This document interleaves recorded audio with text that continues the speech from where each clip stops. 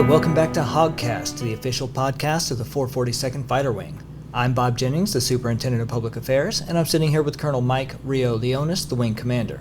Our guests today are Captain Jacob Bango Thompson-Stanley and Major Jeremy Stain Grinnell. We've just finished the June UTA, and after last month, sir, it almost felt like a breather. Yeah, I agree. It was kind of, I'll call it a standard UTA, and a lot of good stuff happened. That's for sure. Let's talk about some information you came to me with about our history. Obviously, our wing goes way back. It goes back to when we were an airlift wing and activated during World War II and supported the D-Day invasion. And today we're filming on the 6th of June. Yes, sir. And what is significant about the 6th of June? So today is actually the 80th anniversary of D-Day, June 6, 1944. And we were there, not we, obviously, but the 442nd Troop Carrier Group, U.S. Army Air Corps, was there, flying C-47 commandos across the English Channel, and we were dropping 82nd Airborne paratroopers. Awesome, and obviously a historic unit to support, and we go way back in history. In fact, one of our A-10s still has Normandy stripes on it, which are on the wings, black and white stripes that identified that these were Allied aircraft and don't shoot us down. So we hold that history. But I think you actually found some good news, some potential good news about what some of the former members of the 442nd. So I've been talking to Bill Huntington, who is a retired member of the wing, and he was the Superintendent of Public Affairs, I believe. He was in the office some years ago, and since then he's kept up with the history, and he's done a lot of digging, done a lot of research into it, and he's told me that on D-Day, the 442nd lost 3 aircraft and 5 members. 3 of those members are still missing, but some good news is that the Defense PIO-MIA accounting agency thinks they may have found them. Well, that's an interesting point out, because that agency actually came on to the Whiteman Air Force Base just a couple months ago, maybe 6 months ago, and they actually came to our conference room. The bomb wing commander hosted them. They brought an SES, which is a senior executive that runs that organization, and she just shows up, and they brought her over to our wing for only reason to have a bigger conference room, and she talked about her efforts, and now that same organization might have found missing 442nd fighter or 442nd members. That's phenomenal. Right, so they're right now digging up some poor farmer's field in France, excavating it very carefully. They found what appear to be aircraft pieces of headsets for communication, and they may have found human remains as well. So they're going to transfer those back over to the United States, and they're going to analyze them over the next 18 months or so to try to figure out if those are our 3 missing airmen and return those remains to the families. Yeah, that's amazing, and the synergy that group actually came to our base and sat in our conference room not too long ago is phenomenal. And apparently the evidence that led them to the field is that the airplane was noted at pulling away from villages and actually crashed into the field intentionally. Correct, yeah. The pilot has been found, and his remains have been interred in a veterans cemetery.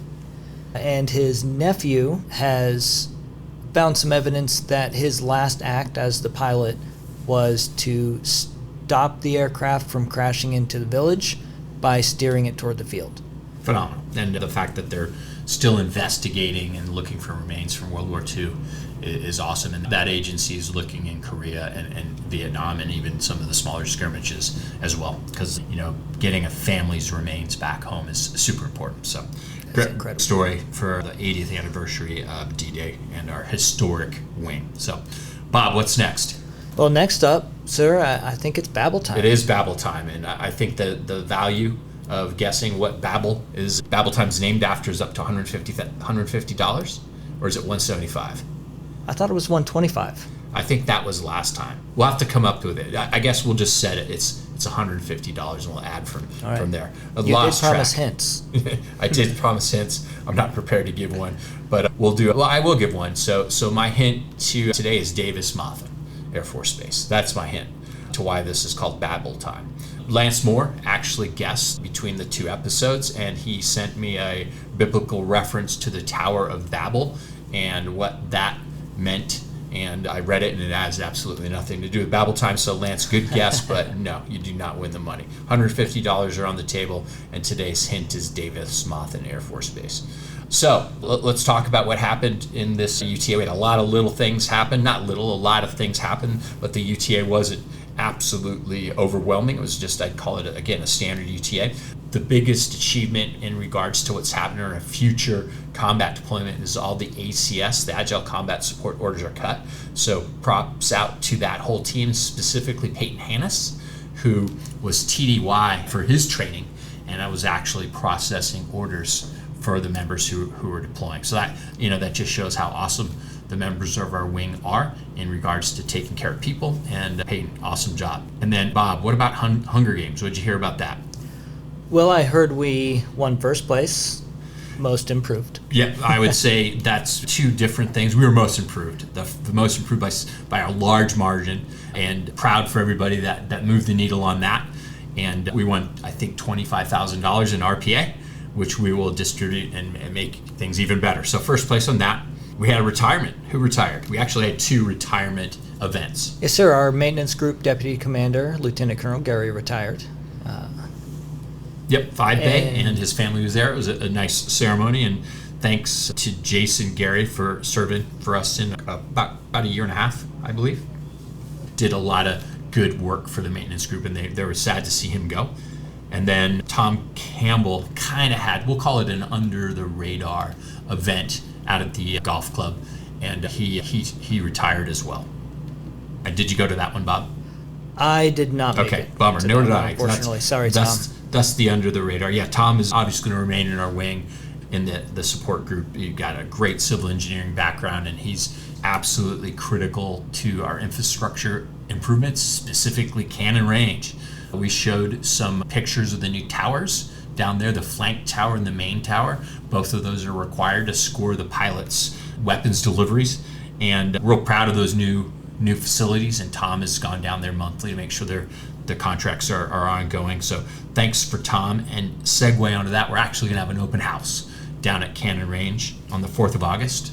We're going to take some people from the wing. We're going to invite people from the community to go down there, and Crunch Sadler, Mike Sadler, former lieutenant colonel, former pilot in their wing, is going to run that project. He's done it before, but they've had up to 1,000 people on the range during the open houses of the past. So hopefully we'll have the same turnout, and we're going to bring people from the wing down there. So Bob, you get to go, and Definitely. Hopefully that will be an awesome event. We have some change of commands pending. Lieutenant Colonel Pat Chevalier is going to take over the maintenance group here in August. Colonel Bill McLeod got a job in the Air National Guard, so he is transitioning to the state militia up in South Dakota, and he's going to make that move in July, and Pat Chevalier is going to take over the group in August, so we're looking forward to that. And I deployed with Colonel Chevalier, then Captain Chevalier, in 2014 in maintenance. Phenomenal maintenance officer from a personnel background too. I can't imagine a better person to take over that organization than him. Yeah, I agree. And he actually was one of our interviewees from when we talked about the E to O program, enlisted officer transition, and again, just another enlisted member of our unit that's going to become a group commander. Phenomenal. And he did a whole bunch of different jobs before he got commissioned as a maintenance officer. So looking forward to that change of command. And then we have on the 10th of June, we have the 358th, the Lobos are swapping out. And Mike Dumas is going to Australia. He's been a commander for 2 years and has done a great job. I remember him from probably when he was a lieutenant way back in the day. And Lieutenant Colonel Strobe Ledvina is going to take over. I'll call him Strobe since I can't pronounce his last name. Yeah, it took me, what has he been here for, 2 years to put together Yuza Dumas? Yuza Dumas, yeah. He's not. He's actually pretty bright. From grad from Purdue. I obviously am not. But yeah, there you go. And he's a very cognitive guy, and he's got a great assignment ahead of him in Australia. Non-flying, but I mean, what a great opportunity for him and his family. So we wish him luck, and I appreciated working with him. He was, again, another awesome Lobo that came through here as a commander. They're coming from Osan, which is kind of funny. The last 4 commanders did a tour at Osan, and then they come to Missouri. Same thing with Strobe. Well, there aren't a whole lot of A-10 options left in active duty, huh? Yeah, there's more than that. So, but I think that's good. So the Strobe was the 25th Fighter Squadron Pilsung Director of Operations before he's going to take over the Fighter Squadron. So that's great news coming up. Had some intel briefs. Those were well attended, and we're going to continue to do that. The 442nd OSS Operations Support Squadron Intel Shop put those on, and I saw a whole slew of people going to see what's going on in the world and get something outside of the open source information that you get on the news at a classified level. So I appreciate their efforts on that. Did you attend by any chance? I did not. I go to the pre-UTA meetings where we have basically the same information. Yep. Awesome stuff. So no July UTA? So that's kind of been a tradition over the last couple of years. So we have a little extra space for vacations and summer events. And then we come right back into it in August. We talked about the open house down the range, but we're having the enlisted to officer, it's called the Deserving Airman Board for people that have been around for a long time. But bottom line, there's a different name for it. I don't even remember what the new name is. It's non-EAD Commissioning Board. No kidding why I can't remember it. So bottom line, E to O program, we're going to make this benchmark, and I think we're going to select 4 officers for that board, and I think we have upwards of 9 to 10 applicants so far. Wow. So packages are due by the end of June, but we're going to be flexible since our timeline this year has not been perfect. Next year we're going to have a more streamlined program since this is brand new. So looking forward to that. Awesome. What else happened, Bob? The top 3 hosted a speed mentoring event at the DFAC, which I'm told went pretty well. Yep, absolutely. That was a good event. I kind of kicked it off, and mentoring is about building relationships and sharing ideas, and that's the first start. And it was a pretty successful first hack at that. Hopefully, it'll become more popular later on. And I think the speed mentoring is a really great format because in the reserve, you may work with somebody for 20, 30 years in the same office, but you see them 2 days at a time. So you don't have a lot of time to really get mentoring. Yeah, absolutely. And that was, I think that program was, Senior Gonzalez and Sergeant Winslow. Those are both from Security Forces, kind of came up with that. And I think we tricked some people to attend because we did it at the DFAC. And they were not there for the speed mentoring, but we need to advertise it better, perhaps. But I certainly think it was a positive, and anytime you can talk to someone maybe outside your shop that has a different story and a different experiences, you're going to get better. So, speaking of outside your shop, the DEI committee also had a kickball tournament Saturday afternoon. I heard that was kind of fun. I heard it was a lot of fun too. I'm not a kickballer myself. I would have fallen down. Yeah. I know Colonel Leiter went, and some other people from the wing staff went. Again, maybe not attended like we wanted to, but I think that goes back to what we talked about a couple months about our communication CPI event or CI2 event, how we're going to increase our communication across the wing. And one of their countermeasures, you're on that board, or that program, is an events calendar, and we'll get these on the events calendar so that people aren't informed the day they show up for the UTA. So going forward, if you have an event that you'd like to get on our main calendar, email it to me or email it to the Public Affairs org box, 442fw.pa. Yep, don't keep it a secret. Definitely share it, and I'll help get it to Bob if he didn't get it direct from you. And since we don't have a July UTA, supervisors, remember to be checking in on your airmen because it is the 101 critical days of summer, and we don't want anybody to get lost. Yep, I definitely told that to the commanders, but it applies to everybody. Make sure that we don't have 2 months of ignoring our airmen, especially during the summer days when something can happen. There's a lot of people getting out on motorcycles, watercraft, doing things outside, and that's obviously more hazardous. So good point out there, Bob. I think that kind of wraps up the big events in the UTA. I'll talk about a future. Again, that's obviously one of the looming topics when it comes to our future of the 442nd Aviation Package. I'll say that this last couple of months are congressional visits. We've already hosted Congressman Alford's staff. They came out and got 20 minutes with him. It was fast and furious, but I definitely gave them an update of what's going on the wing. We have Senator Hawley's staff coming at the end of June. We have Senator Schmidt's staff coming mid-July, and then Congressman Alford is going to be here himself with the House Armed Services Committee chairman. I believe it's Congressman Lee from Alabama, but I'll have to check that. And he's going to bring him direct to Whiteman, and we're going to have some time with him direct. So a lot of good visits where we're going to make contact with the individuals across the river from the Pentagon and Capitol Hill, make sure they understand where we're at, what's going on. Again, we don't advocate for anything because we'll do whatever the Air Force tells us to do, but we'll definitely tell them where we're at because the members of our wing are their voters, and they are very concerned about our future. So that's awesome that they're coming up here. There's a lot of testimony about the 2025 budget, and it's getting cut up in the Armed Services Committee. So the HASC, House Armed Services Committee, and the SASC, Senate Armed Services Committee, and Representative Alford in the full committee calls us out multiple times, calls the 442nd Wing, hey, I'm concerned about the 442nd Fighter Wing, warriors and members. And if you have a chance to look at that testimony or listen to that testimony, it's on YouTube, it's also on the congressional websites, but it's great to realize that our representative from the 4th District cares about us, and it's on the tip of his tongue what's happened to the 442nd. So if you're that's like awesome me, stuff. There's nothing more stimulating than watching C-SPAN reruns. I'll tell you what, I did fast forward when they were talking about submarines and other systems that were not necessarily Air Force centric, but when I saw anything fighter related and the future of the Air Force fighter force, I listened up, and there was some really good testimony, and Congressman Alford is 100% aware of what's going on with us and pushing for our future follow-on aircraft. So great stuff, and if you have time to listen to those videos, please do. Okay, yeah, hey, we also have a couple of DFTs going on, so deployments for training, I think that's what DFT stands for, bottom line annual tour, where the MSG has a couple squadrons out.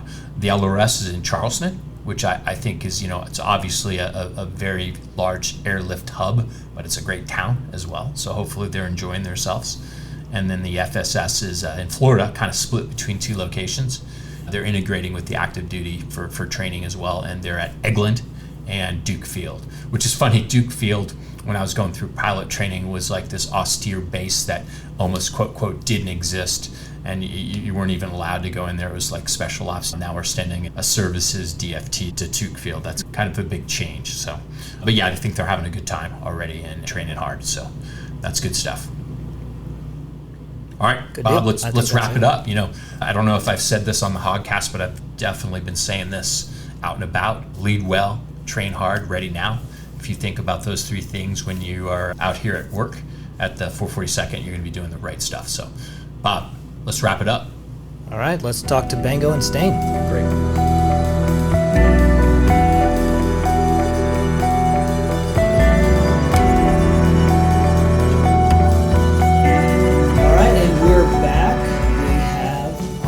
Two recently returned pilots from operations Inherent Resolve and Spartan Shield, and they are going to tell us a little bit about their deployments. Yeah, hey Bob, thanks. Yeah, so we got two pilots. They're both Lobo pilots, so they're our active duty from our TFI relationship that had the awesome opportunity to deploy with the 354th Bulldogs as part of their deployment to CENTCOM between October and March of 23 to 24.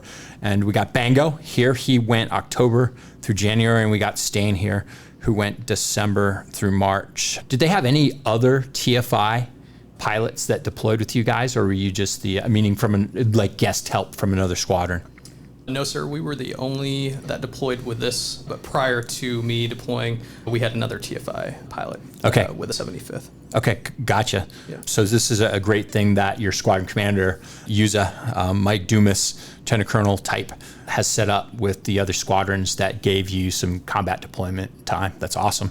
I assume, is this your first deployment, Bango? Yes, sir. Okay, Stain yours as well? Yes, sir. Yeah, so the deployment time is not as frequent as it used to be, so taking advantage of this opportunity is great. So let's start with Bango. So Bango, you went October through January, what was the biggest thing? And I kind of give you a hard time about you having to leave with about only 2 months notice in regards to your family. Yeah, so we had just found out that my wife, Abby, was pregnant with our first child, and it was a volunteer deployment. So that conversation with her was a little bit more hard, to have to tell her, hey, honey, can I go on this deployment? And she looked at me and was like, you want to do what? And I was like, yeah. But she supported me through it all, and I'm grateful for that. And I ended up going, and looking back, it was a great experience for sure. Yeah, obviously family support's huge, and it's difficult to serve if you don't have that family base at home. And luckily, most of the people in our unit have that. And it's easier to say I'm going to combat in the Middle East rather than saying, hey, I'm going to Northern Watch in Italy. If you talk to General Nestor, he'll talk about all his turns in Italy. Those are harder to justify. So you integrated within the 354th Bulldogs, which, by the way, was my first fighter squadron, which is a great historic fighter squadron when it comes to A-10s and deploying. They've done some of the most awesome stuff. I think they were the first to split deployment. They actually deployed and split to Afghanistan and Iraq. So, we're talking about ACE and splitting deployments. That was probably the first A-10 squadron to do that back in probably 2003 or something like that. And you hopped in the squadron, and luckily you knew some of the people there. So who did you know, and how did you know them? Yeah, so there was probably at least 3 guys that I knew from my B course class. So Mist Akins, Panchito Kraus, Roomba was another one. And so being able to know that those guys were going to be downrange with me made, just preparing and knowing that those guys, I trusted them. We had done well together in B course. We loved the A-10, and being able to deploy with them was going to be a great experience. Yeah, awesome. Hey, was there an officer with the last name of Borgen in that squadron? There was also, Smorgas Borgen. He ended up showing up halfway through, and we were pretty close as well. Is he a captain or a lieutenant? He's a captain. Captain Borgen. So that will bring us some memories. I think the squadron commander's drawer has some stories about Captain Borgen. Granted, it's this Schmorgas is Borgen's father, about an incident that occurred at the Officers Club, which is now the All Ranks Club here at Whiteman Air Force Base. So that's awesome. So you got to deploy with one of our legendary former wing commander, squadron commander, group commander, officer's son. Yeah. And good. I heard he's a good dude, and I'm glad you got to get close to him. You went over there as a 2-ship? Yes, sir. Did you start leading right off the bat? My second flight in country, I was I was a weapons officer, so I had an IP, but second time in country, was leading there, and definitely felt prepared enough to do that. Yeah, awesome. And that's one of the things when we went to Afghanistan. I was the director of operations. I had a lot of brand new flight leads that wanted to fly on the wing, and the answer was no. You're going out front. Maybe we'll give you a more experienced guy on your wing, but getting out front right off the bat kind of makes it real. Yeah. And you learn real quick. So that's awesome. And it's first time that you're fully loaded up with all the countermeasures, all the weapons, and there's no simulations, and a lot of responsibility, even though it's not a super kinetic situation over there. One of the things that I thought was interesting in regards to you and your preparation, you said you felt perfectly prepared in regards to the training you had in our fighter squadron, yes. Reserve component. So any issues with that? No, just the ability, the BTFI with the 358th and the 303rd allowed opportunities that prepared me adequately to feel like being deployed wasn't, there was a little nerves, obviously, sure. First deployment. But again, with Lieutenant Colonel Dumas and just the 303rd members being able to get me to go different places and allow for me to get outside my comfort zone. That was a great experience. That's flying away from home base is a lot different. And that's one of the things that I think you were actually aggressive at, and making sure that you were prepared as a fighter pilot. You had a couple TDYs that were not 303rd Fighter Squadron TDYs, but TDYs that you, again, guest help for. What were the units and where did you go? Yeah, so I helped out the 25th Fighter Squadron out of South Korea. Pilsung. And we went to Red Flag, Alaska, and supported that large-scale exercise. I also went over to the peninsula and stayed at Osan with the 25th again to support one of their combined force training exercises, which is a full peninsula scale exercise with the ROC and Marines and naval assets. So being able to be a part of all of that and know guys who were in that squadron at that time that I would be deployed with in the Bulldogs, that was a great experience. Yeah, awesome. Obviously networking within the A10 enterprise, the A10 community is huge. What two different locations? You go to Red Flag, Alaska, which is, there's absolutely nothing out there.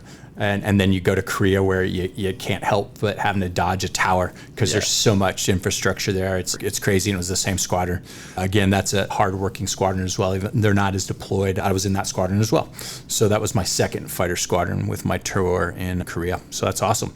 But yeah, I think you as a fighter pilot seeking those opportunities, and that goes with any job. If you raise your hand where there's an opportunity to go help a unit that needs some augmentation, volunteer deploy like our previous war story, Master Sergeant Adam Lambert, he deployed voluntarily. Those are things that get you ready for if something really happens, and obviously prepped you for this volunteer combat deployment to the Middle East. All right, good. I didn't mention that Abigail let you go in the third trimester, which is pretty bold of both of you. You for asking and her for saying yes, but you're going to be a better fighter pilot, and obviously your wife is strong and handled that. Come back a month later and you had your first child, correct? Yes, yeah. So we came back in March 1st. We had Elizabeth. So it was, during the whole deployment, a little bit nerve-wracking, and seeing Abby go through just the third trimester and all of the feels of that, but knowing that we could do this apart, and when I got back, it was going to be a great experience to awesome. be a father. Yeah, congratulations on that, and that is Thank you. a huge experience. You've got the fighter pilot curse. On instead of the daughters. I've got the same. And that's just the way it is. And probably a little bit different to actually be able to FaceTime and communicate probably every evening with your wife and your baby to be, where, when my first deployment, which was to Southern Watch, I had to get in line. And basically every 3 years I could spend 10 minutes talking to my wife with a 2-second delay. Very challenging. So things have changed. And what's funny is my neighbor, who father deployed in, I think, Korea. He's an older man. He remembers getting letters. So it's just how things have changed and how deployments are a little bit easier in regards to staying connected at home. So awesome. And thanks to Abigail, and congratulations on Elizabeth. That's a great sacrifice that your family did so that you could become a better fighter pilot and serve our nation's needs. Okay. So we're going to shift to Stain and his story before we go into what actually you guys did down there. So Stain, you went from December to March. Again, your first deployment, right? Yes, sir. I got to go replace Bango so you can get home for the birth of my first kid. Well done. Thank you, Stain. And he was kind enough to get me my first flight in theater as well. No kidding. Yep. Yes. So Bango on, I think, New Year's Day gave me my first flight. And that was a great introduction to the AOR. Yeah, we did 20 minutes of prep. Hey, tell me some good stories, give me some data. And this is a great story. So you guys actually did the LAO handoff. And you flew together. Who led? Yeah, so I led Stain. Damn right. Actually. Which was awesome. Just knowing each other, and with all of that, it was a great experience to be able to lead somebody like Stain and teach him the ropes, I guess, before we sent him off and let him do his own thing. So. Yeah, and that's a pretty austere area. Obviously, a lot of it's not very clear in regards to the airspace, I'm assuming, and the coordination that's required to go around. It's probably a mess. Is that a good characteristic? Yeah, I do think it's, despite being in that same AOR for quite a few years now, there's still more and more rules, and everybody kind of starts over every year. So unfortunately, there's more go-ins and comings challenges than there should be, but this doesn't prevent you from doing your job, which is nice. Okay, awesome. So that was a great PA opportunity to get a photograph of these guys after their sortie together as the handoff, as Bango gets released to go home to the birth of his first daughter. So went over there December to March. Any issues getting over there or anything like that? Getting over there is actually pretty simple. Yep. Right, hop on a rotator and meet up a couple countries later. Ambient helps a lot. Recommend that. Gotcha. Ambient. The biggest challenge, right, is getting into country and plugged into a new unit. Besides dragging all your mobility gear across the world, it's showing up as the new guy, acclimating as soon as you can, figuring out what it is you don't know yet, and then hitting the ground running. Yeah, also you integrated with a unit that had been there for 3 months, right? At least you went over right away. Did you go Advon, if I recall? So I ended up about a week after their Advon had gotten there. So they were still very much in the setup process. Where Stan, you showed up and they're halfway through their deployment. So, but you knew some of the guys, so that helped out? Yeah, that was pretty helpful. So I was fortunate enough to go through my initial A-10 training with their current DO, soon to be the squadron commander of the Dragons, the initial A-10 active duty squadron.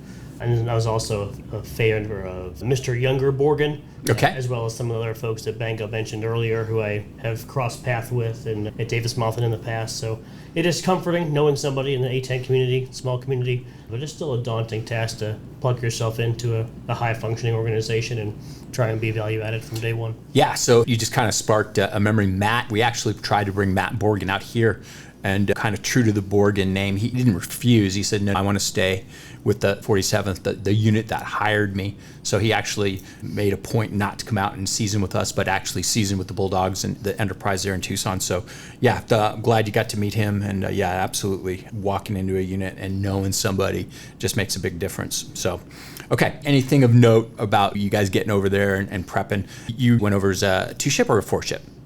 Left as a young instructor pilot. Well, I'm but, way off here. Sorry, Stan, getting older. slap me. It's okay, sir. It's getting And, old. I'd slap you, but I can't reach it's I'm old. challenging to acclimate to what's a new Yeah. kind of war, different than what we usually practice day to day here.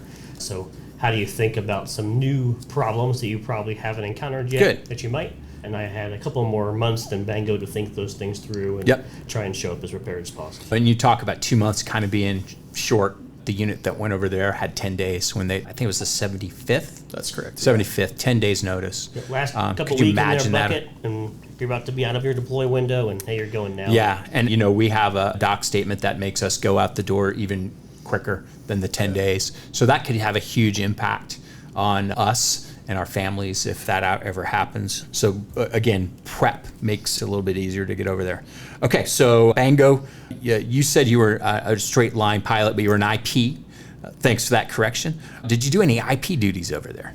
Not too much in the OIR side of the house. When they were in the southern side of the Arabian Peninsula, there were some opportunities for some training with some partner countries. Okay. They called it PNI, so that's building partner capacity, right? Making these friends of ours a little better at all things airplane. So that allowed me to do some 2-ship upgrades for Okay. some of their younger Bulldogs and some others who were going either to stay in the A-10 or go to the F-35 as they rapidly closed down the Bulldogs this summer. Yeah, absolutely. I think that's happening right now, which is a sad day for our community, that's for sure.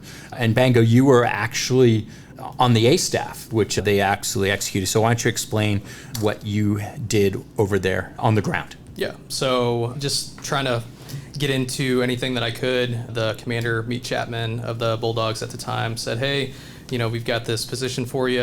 It's relatively new. This was going to be the first iteration of the air staff or A staff in this construct 24.1. So I got tasked to be the A33 Current Operations Division Chief, basically an assistant to the A3, the operations chief at the base that we were stationed. So with that came just tasks to make sure all the operations on the airbase from the ATO, basically all that went through the A3 back to the wing commander, just so he knew what was going on in country. So I'd help out, again, Stan alluded to the PNI. We would prepare exercises and go through the needs of those, plan them, execute them, and provide after-action reports for CENTCOM and AFCENT. So it was a great experience on a staff level, I guess. Yeah. It wasn't what I expected. Watch your mouth there. Okay. Yeah, again, it wasn't what I expected. Now, being able to do that, I'm grateful for just the opportunity. But yeah, it was a staff job and it had benefits in different ways for sure. Well, good. Yeah, that's interesting. The A33 is what you called yourself. So, yeah, the A staff is very elaborate, and that's coming, and we're going to probably get that running here in the next year or so in our wing. It's difficult because we don't have a lot of bodies, so we'll see how we integrate that. Maybe I'll bring you on as an initial consultant, Bango, since you're actually on an air staff. All right, so what was the base like, guys? You said, you went to Aldafra. We could talk about that. Stan, you said it wasn't that good. Why don't you explain what you're talking about? I think potential to be quite hot there. Okay, imagine that. Middle East hot. Middle East is hot, especially in summertime. You were there in the winter. It's still hot. So I would say the base infrastructure is pretty established. Had fighters there for a long time.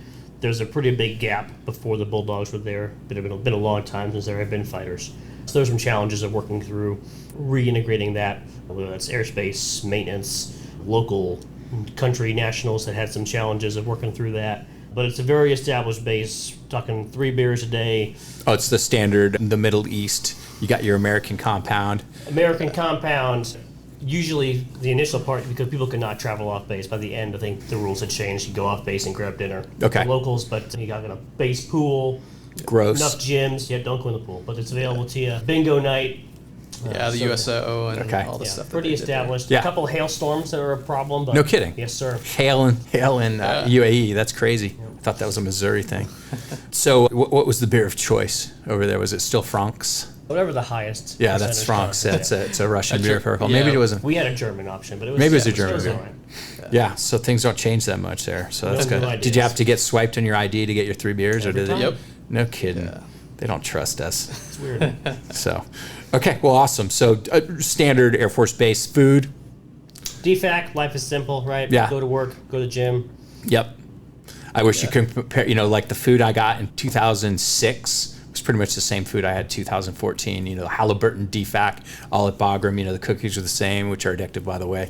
But yeah, isn't it crazy? I wonder if it was the same food that we had in Afghanistan. Same contractor, more than likely. So got to go down a couple times. You actually had a pretty cool experience to get to go downtown Bango. You went to the air show. So why don't you talk about that? Yeah, so just being on A staff, we supported the Dubai International Air Show, which is one of the biggest air and trade shows in the world. Probably so, yeah. And it's not so much there's airplanes that fly around from a multitude of different countries, from Russia to China, and we were there to support the Americans with an A-10 static display. And so being able to do that, I got to talk to a bunch of different country, ministers and They're trying to buy the A-10. Yeah, they try to buy the A-10. But Should've sold you've it. got large.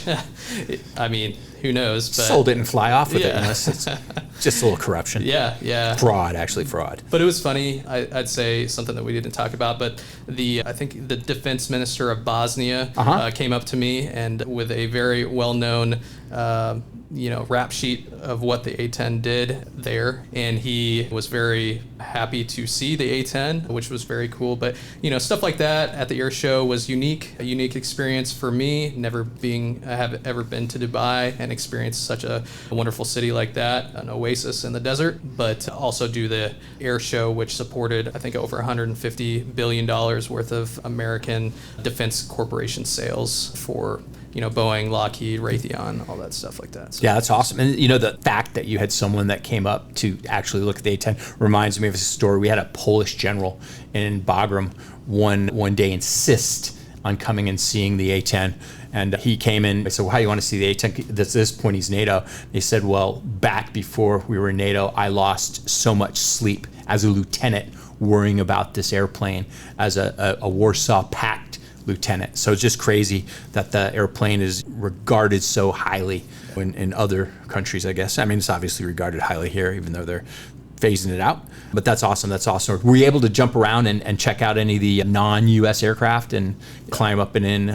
yeah, Anything cool? It wasn't called an air tractor, but it was the UAE variant of their air-to-ground platform, which was pretty kitted up. They had some UAE Defense Corporation that had provided a lot of the, I guess, munitions and different things that you saw on the airplane. But it was a 2-seater with a weapon system officer in the back seat, and that was a really cool to be able to talk to the pilots of that, who was equivalent to their weapons officer over there. And they had Apaches as well, at least on the Emirati side, and then the Russians and the Chinese were there as well with some of their assets. But the Emiratis, that was pretty cool to. Were you hang out with briefed not to go hang out with the Chinese and Russians? No, or I is mean it just we weren't. common sense. No, it's just we just kind of hung out and didn't do too much. But the Emirati side was really cool. They were very nice and accommodating. Came up to our jets. So Was it a 1-day air show, 2-day air show? It was a full week. Full week. Nothing like selling airplanes in the desert, right? No, That's it's awesome. That sounds like a great experience and stuff like that. How did you get picked for that?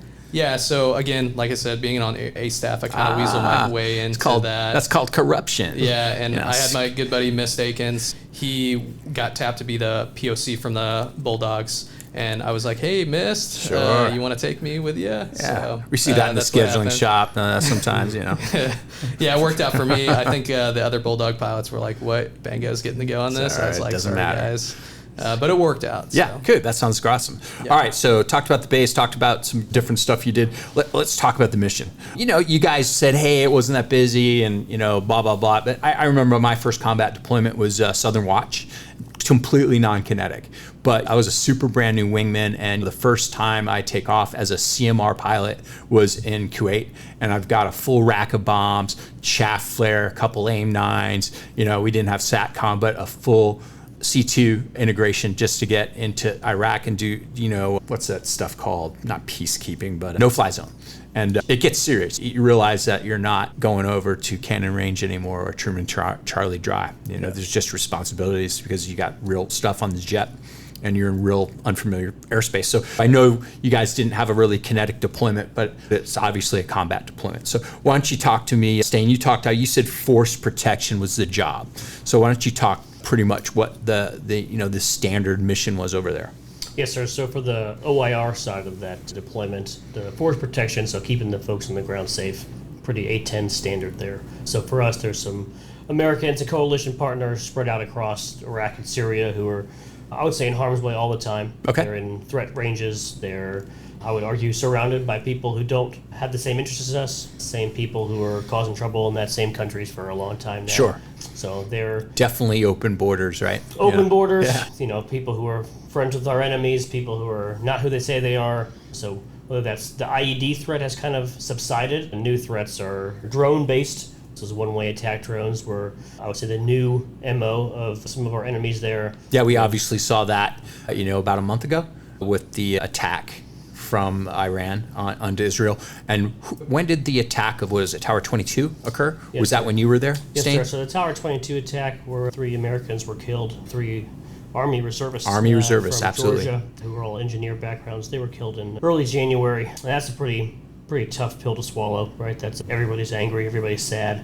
There are 40 plus other casualties as well. Yeah. Multiple CASEVACs. And we did respond with our flexible response options. Our time of our choosing, I think, was the expression that our leadership used. And that strike, that was the Bulldogs that did that. You weren't on it? We were involved. Okay. We do strive to involve lots of assets and other coalition countries every time we can, just to build the ability to work together and show them that you're not just going to fight us, you're going to fight us and all of our friends, and you should probably think twice before you do that again. But in general, we were fairly defensive-minded, in my opinion. So we're protecting the folks on the ground. That's convoy escorts, people driving through Indian country.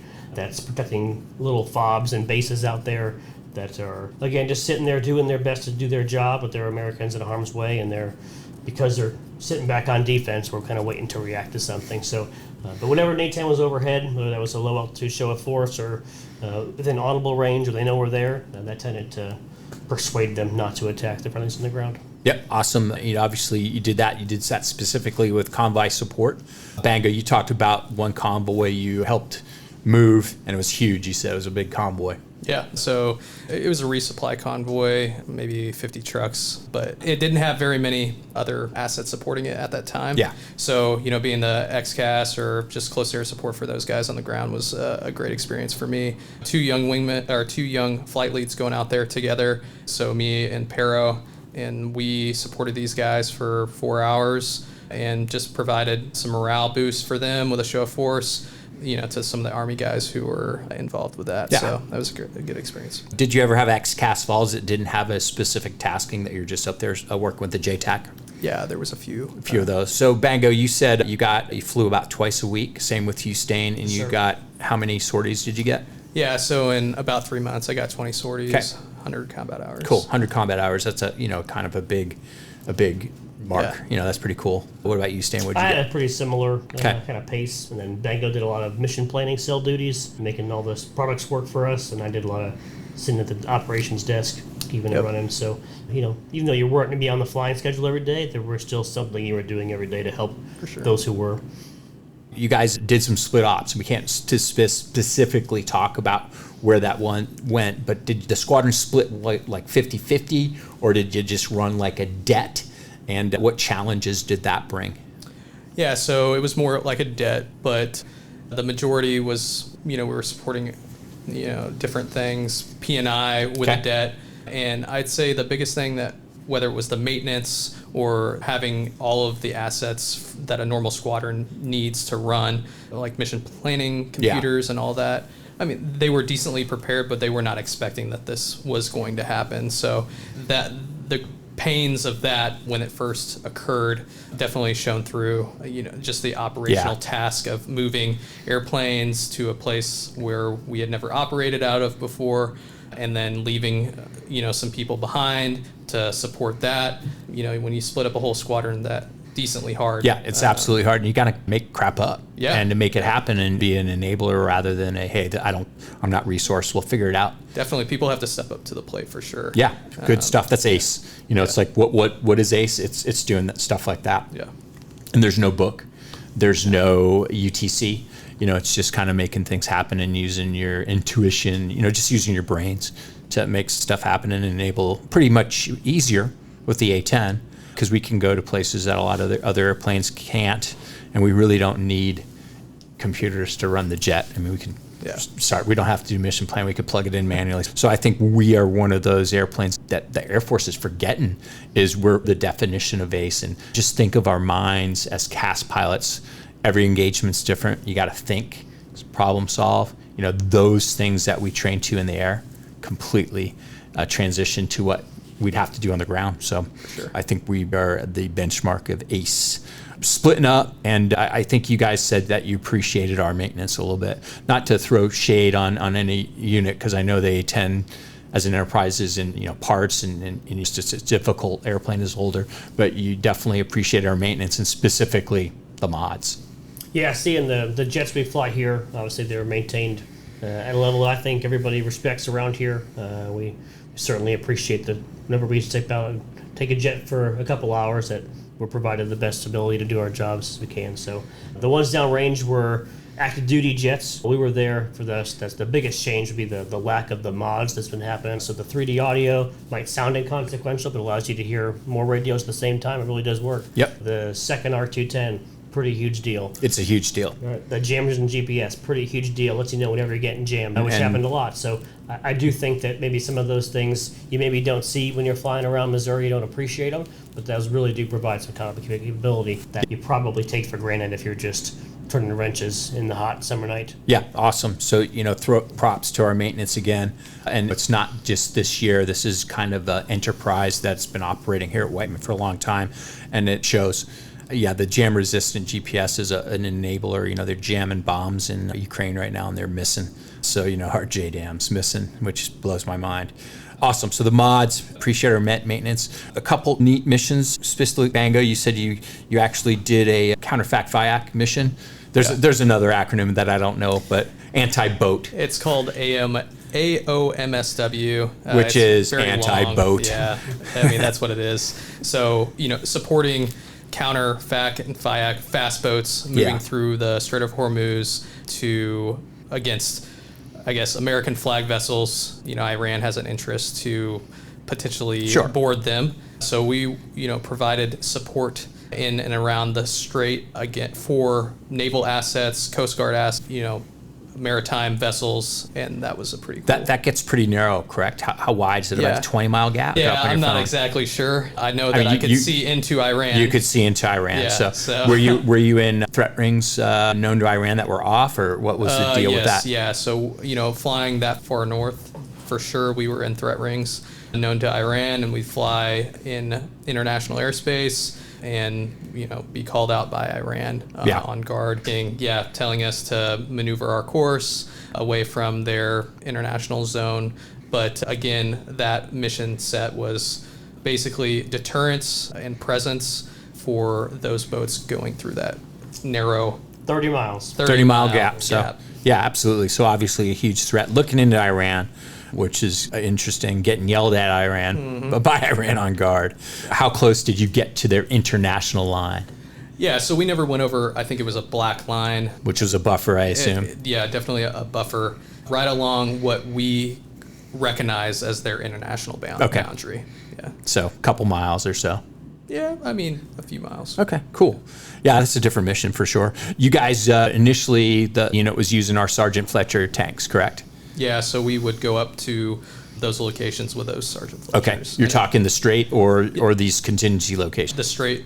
Okay. When we first got there, Yeah. it was enabler And for obviously sure. totally enabled, and that's something that we've let other units borrow, but it's a complete force enabler, combat enabler that our unit was real smart at gathering up. I'll say Rags was the one that actually scored these from Grissom, and I think he got some from Alaska, and he just kind of gathered them all here. He probably didn't realize, but they ended up being this, they're gold, and everybody wants them. But they ended up stop using them because of why? They broke, right? Yeah, it's a pretty intensive process to keep the Fletchers working appropriately when they do go wrong. Yeah, especially if you don't know them, And they weren't very familiar, but yeah, there was a few times where there was issues. So yeah, I know that other units are going to try to use them, but yeah, they're an incredible asset that we have. So as someone who is neither a pilot Oh, or sorry. a crew chief, what is a Sergeant Fletcher? yeah, so a Sergeant Fletcher is a fuel tank that we're able to carry on the airplane and hold an extra 4,000 pounds of fuel, which enables us to fly longer and do certain things, appropriately. The biggest thing about the Sergeant Fletcher is it's not as bulky as the other fuel tanks that we can carry. We can maneuver appropriately with that Sergeant Fletcher and pull G's at different rates versus another, gas. Yeah, 600 extra gallons. It's a combat fuel tank versus a ferry tank that the other units have. Ferry as in, traveling with only. So that's why everybody wants them. everybody wants them. And we So have them. yep, we have them. That makes Absolutely. us Good. very popular. Thanks, Bob. Yeah, we just assumed. But yeah, they're the combat fuel tanks that only Whiteman has. Actually, the Guard units are starting to score newer ones, but we've had them for decades, and other units have them. Stan, you got to drop a bomb for the first time in the A-10. Why don't you talk through that? Yeah, I was lucky enough to help investigate an anomaly we had in our software. So on a training mission, we were able to drop some SDBs and JDAMs, as well as some gun and So AJARs. again, for That's a small lot of diameter acronyms. bombs. Yeah, small diameter bombs, and then 500-pound GPS bombs, plus gun and rockets. So that's a pretty fun day when most of your days are washing things in your targeting pod, getting to drop and shoot. Is a pretty good deal, much like Bango's air show out of nowhere. Yeah. Got a good deal. Go drop. The corruption air show, we'll call it. Yes, sir. The weapons worked flawlessly, which is pretty cool. The small diameter bomb is fairly new to the A-10, It is. probably in the last year or so. So neat to see that work as advertised, and then we get to help kind of nail down what the anomaly was. Now we have a way forward for that as well. So pretty neat day to go out and do that. I think that was the first A-10 SDB in the Middle East. Good. And Stan was the first pickler. Yeah, and it worked Awesome. as advertised. There you go. Awesome. How'd you score that sortie? I don't know. Yeah. Probably corruption. I think that was Corruption. a few days after I left, so obviously, good deals all around for staying. Awesome. Good. Why don't you talk about Liz Sutton's son? Yeah, so Liz is a GS employee in the wing here. Yep, she's Small world. the fighter squadron's deployment manager, UDM. Yep, and she helped us get out the door as well, along with our other active duty UDMs that we have here. And her son is Special Forces JTAC, who we actually saw last week here Yep. locally for training. And they had just gotten back from the Middle East. One of my earlier sorties there was able to talk to him on the radio and do some of that same force protection kind of thing for him while he and his unit were in Syria. So it's a pretty crazy small world. You hear a voice you recognize, and you get a signal number, and then you see an area code that starts with 660, and you start to connect who's who. That is crazy. Yeah, it's a crazy small world in the A-10 cast business. Liz has enabled our unit for a long time. I remember I met her when she was actually still a master sergeant. She's retired now. I know Liz and Ed very well, and I'm going to throw Spencer under the bus because Liz always had to take sick leave because Spencer was sick during high school and stuff like that. Obviously, things changed, and Spencer's now a badass JTAC deployed to the Middle East. Sick in quotations. Oh, no, I think he was sick all the time. I don't think Liz was making it up. I think he was a sickly child. It obviously got him prepped for Special Forces duties. So that's awesome. And yeah, I was lucky to meet him as well the other week. And yeah, he is an impressive JTAC and quite the impressive airman. Humble Liz, never talks about him, or rarely talks about him. I didn't process how sickly Spencer is now a badass JTAC. So He'll probably come kick my ass next. Okay, awesome. So force protection was a job. Great deployment, guys. And Stain, I'm going to kind of wrap it up. Why we're there. Hey, if you're an enemy, this is a quote from you, you better think twice if you want to fight us and our friends. So, hopefully that's kind of what we're doing in the South China, or the great power competition. We're prepping for our worst case enemy, which is China. I don't want to fight that war because they're going to hit us here as well at home. So, hopefully that's why we're revectoring our entire military and our entire DOD. So people think twice if you want to fight us and our friends. So I think that was a good summary, and I wrote that down.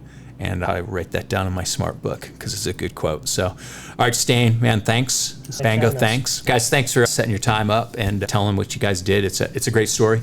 And, anytime we can talk to guys that went downrange and supported the combat mission of our country is good stuff. So